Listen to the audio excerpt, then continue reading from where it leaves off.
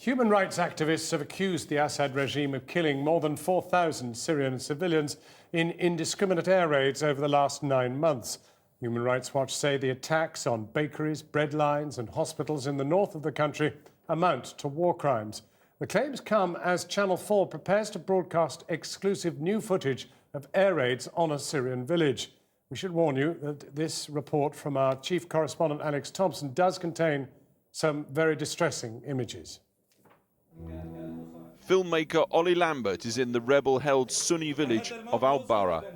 Commanders are planning their next attack, when suddenly a government fighter bomber attacks the village with a missile. This little girl survived.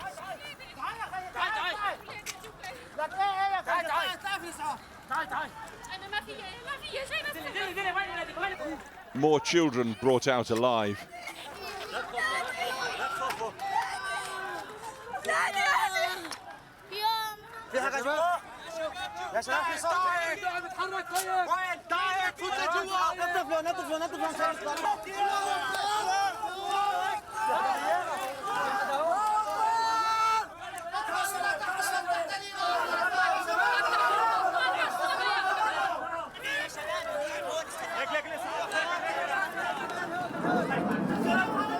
But the jets are back overhead.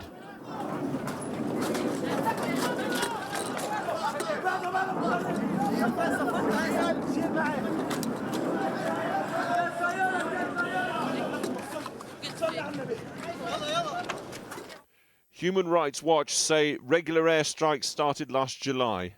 They've focused on 52 sites targeted in the northwest of Syria in what they say were 59 unlawful attacks. For example, 8 attacks in Aleppo on a clearly marked hospital. An attack in Azaz killed 34 civilians. In Salma, helicopters bombed and destroyed a field hospital. There are 119 locations where 156 cluster bombs were used. Syria ought to be referred to the International Criminal Court. There is a body of evidence that we and others have assembled of crimes against humanity, of violations of international humanitarian law. That evidence ought to be considered by the International Criminal Court. We hope at some point that will happen.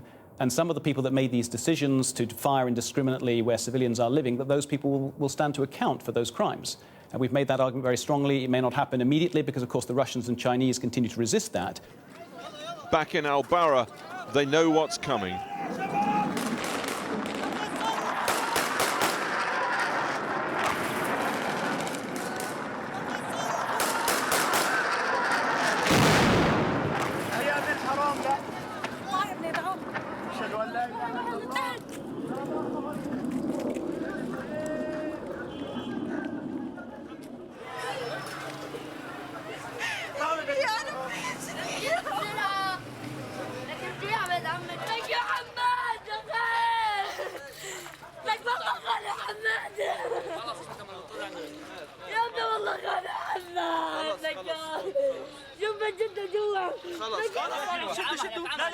يا شباب بس فطور قدام بطنه يا شباب بس تحرك لا تكسروا ظهره لا تحرك يا شباب الله اكبر الله اكبر الله اكبر جربنا لا شد الله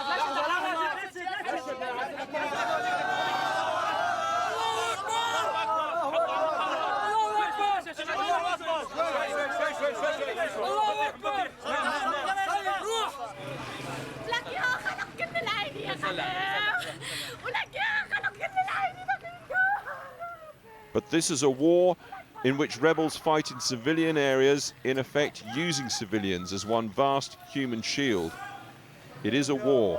How else can the government attack the rebels?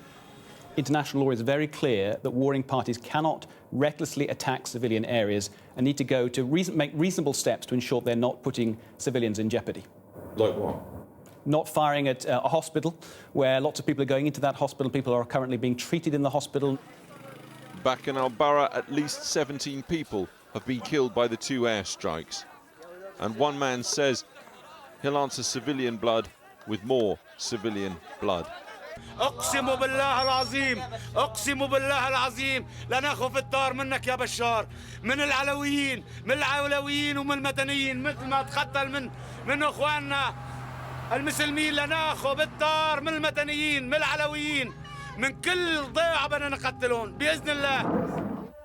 Human Rights Watch are also investigating Syrian rebels for possible war crimes. As the wider world looks on, diplomats at today's G8 summit in London paralysed by Cold War politics.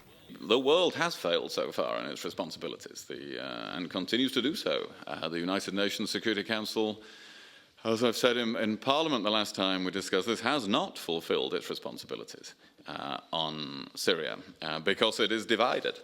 That division continues. Have we solved that division at this meeting? No. Others say doing nothing may well be the wisest move. Directly arm the rebels, and it's argued you unleash a level of violence that will dwarf even the current attrition. Alex Thomson reporting there. And you can see the Channel 4 dispatches Syria across the lines on Channel 4 next Wednesday. That's the 17th of April. And at 7:30, we'll be speaking to Syrians from each side of the conflict.